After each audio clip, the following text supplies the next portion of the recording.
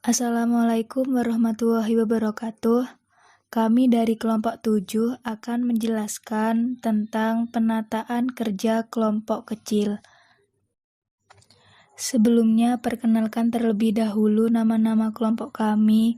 Yang pertama, Anissa Miftahus Sariatul Jannah, NIM 109. Yang kedua, Ulfatul Mukarromah, NIM 121.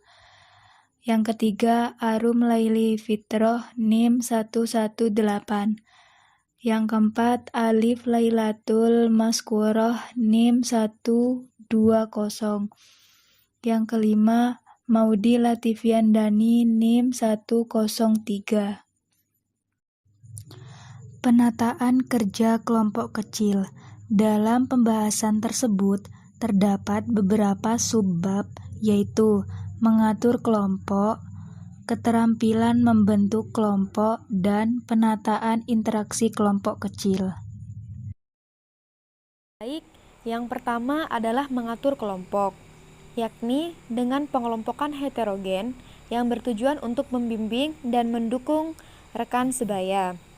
Jadi, dalam suatu kelompok, diusahakan atau diharapkan terdapat satu siswa yang dapat melakukan pekerjaan sehingga dapat membimbing dan mendukung rekan sebaya dalam kelompoknya.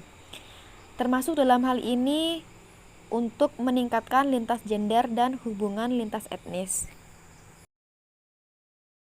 Selanjutnya, dalam mengatur kelompok diperlukan dua hal, yaitu yang pertama, kemampuan yang heterogen. Nah, seperti yang saya katakan sebelumnya, pengelompokan dengan kemampuan yang heterogen bermanfaat bagi siswa yang berkemampuan rendah.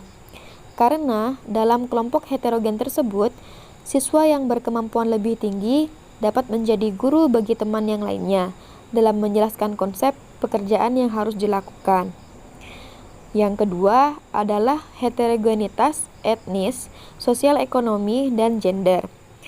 Pengelompokan dengan unsur heterogen pada etnis, sosial ekonomi, dan gender dibentuk untuk meningkatkan hubungan interpersonal di antara siswa dengan latar belakang etnis dan sosial ekonomi yang berbeda, sehingga dari interaksi tersebut diharapkan dapat mengurangi adanya prasangka. Kemudian, bagaimana sih strategi untuk mengembangkan keterampilan siswa dalam membentuk tim? Strategi-strategi tersebut diantaranya, yang pertama, jangan memulai tahun ini dengan pembelajaran kooperatif pada tugas yang sulit. Maksudnya di sini adalah alangkah lebih baik jika siswa terlebih dahulu dilatih untuk bekerja sama dalam membentuk tim.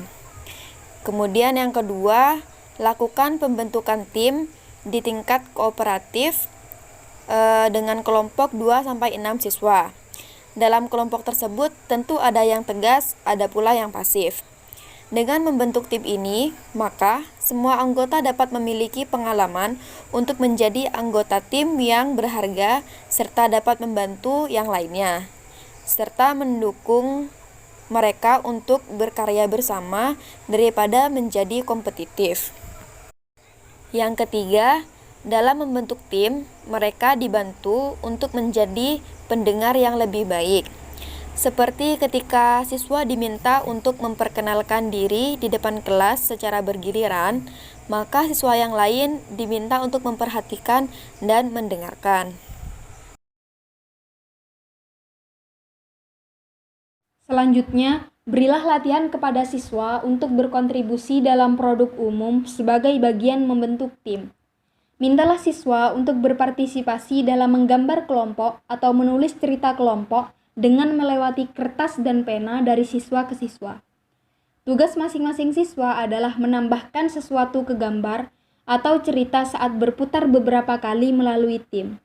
Saat gambar atau cerita selesai, bahaslah kontribusi masing-masing siswa untuk tim. Siswa akan merasakan bahwa produk itu tidak lengkap kecuali kontribusi masing-masing anggota siswa diakui. Tahap selanjutnya yakni, selama membentuk tim, Anda mungkin ingin mendiskusikan nilai memiliki pemimpin kelompok. Anda dapat meminta siswa untuk mendiskusikan cara-cara tertentu seorang pemimpin harus berfungsi untuk memaksimalkan kinerja kelompok. Pemikiran mereka mungkin datang dengan karakteristik seperti membantu kelompok terorganisasi, membuat kelompok pada tugas, berfungsi sebagai penghubung antara guru dan kelompok, menunjukkan antusiasme, sabar dan sopan, dan membantu kelompok menangani perselisihan dan konflik. Guru dapat memilih pemimpin kelompok atau siswa dapat diminta untuk memilih salah satu di antara mereka. Tahap yang terakhir yakni bekerja dengan pemimpin tim untuk membantu mereka dalam menghadapi masalah. Misalnya, ada anggota yang jarang berbicara. Salah satu anggota mungkin mendominasi kelompok. Anggota mungkin saling memanggil nama lain. Ada anggota yang menolak untuk bekerja sama. Salah satu anggota mungkin ingin bekerja sendiri, dan semua orang bisa berbicara sekaligus. Anda bisa mendapatkan pemimpin kelompok bersama-sama dan membuat mereka untuk berperan dalam situasi seperti itu, dan membahas strategi yang efektif untuk menangani masalah. Keterampilan membentuk kelompok. Keterampilan membentuk kelompok melibatkan pikiran mengenai cara membentuk tim di awal tahun sekolah. Membantu siswa menjadi pendengar yang lebih baik, memberikan praktik kepada siswa dalam kontribusi pada tim. Membantu siswa untuk membahas nilai seorang pemimpin tim dan bekerja dengan pemimpin tim untuk mengatasi situasi masalah. Oke, selanjutnya penataan interaksi kelompok kecil. Salah satu cara untuk memfasilitasi kerja siswa dalam kelompok kecil adalah menetapkan peran yang berbeda kepada siswa. Sebagai contoh, perhatikan peran di bawah ini bahwa siswa dapat mengasumsikannya dalam kelompok. Yang pertama, pendorong. Maksudnya pendorong ialah memunculkan keengganan siswa dan merupakan motivator. Jadi kita itu memotivator mereka untuk memunculkan keengganannya atau protesnya atau pertanyaannya gitu. Jadi biar mereka itu apa yang tidak mereka pahami itu bisa ditanyakan. Tidak malu-malu. Yang kedua, penjaga pintu. Maksudnya menyetarakan partisipasi siswa dalam kelompok. Yang ketiga, pelatih. Maksudnya ialah membantu dengan konten akademis. Yang keempat, pengecek. Memastikan kelompok memahami materi. Jadi kita itu bisa memastikan mereka sudah paham materi itu atau belum. Jadi kalau belum paham gitu bisa ditanyakan. Selanjutnya, pemberi tugas ialah membuat tugas kelompok. Selanjutnya, perekam. Menuliskan berbagai gagasan dan keputusan. Yang terakhir, kapten penenang. Memantau tingkat kebisingan kelompok.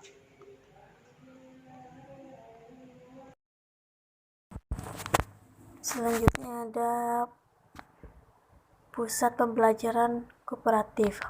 Yang pertama, peliharalah saling ketergantungan yang positif. Upaya setiap anggota kelompok harus penting untuk keberhasilan kelompok.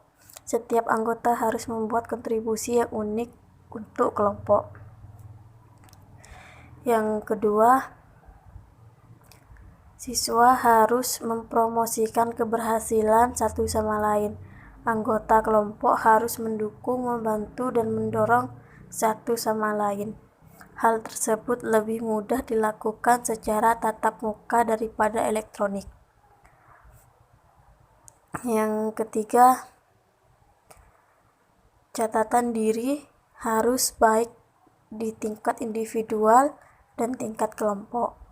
Meskipun kelompok harus bertanggung jawab dalam mencapai tujuan, setiap siswa dalam kelompok juga harus bertanggung jawab untuk menyelesaikan bagian dalam pekerjaan tersebut. Salah satu alasan siswa tidak suka kerja kelompok adalah mereka telah dibiarkan mengerjakan sendiri.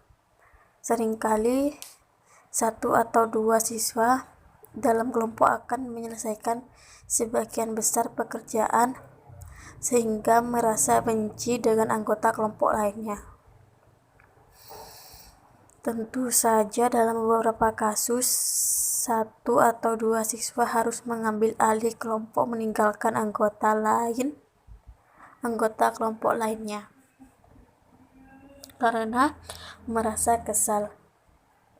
Pembentukan catatan diri, baik individual maupun kelompok, dapat mengatasi situasi tersebut. Yang keempat, ajarkan keterampilan sosial kelompok siswa yang belum pernah bekerja kooperatif sebelumnya. Mungkin tidak memiliki keterampilan yang dibutuhkan untuk melakukannya. Agar kerja kelompok sukses, siswa harus tahu mengenai cara menangkap kepemimpinan, berkomunikasi secara efektif, dan menyelesaikan konflik. Yang kelima, butuh memprosesan kelompok. Kelompok harus mendiskusikan mengenai cara bergerak mencapai tujuan mereka, masalah yang dihadapi, dan cara mendapatkan keputusan. Dengan demikian, kelompok dapat mengubah arah dan menjadi kelompok yang lebih efektif.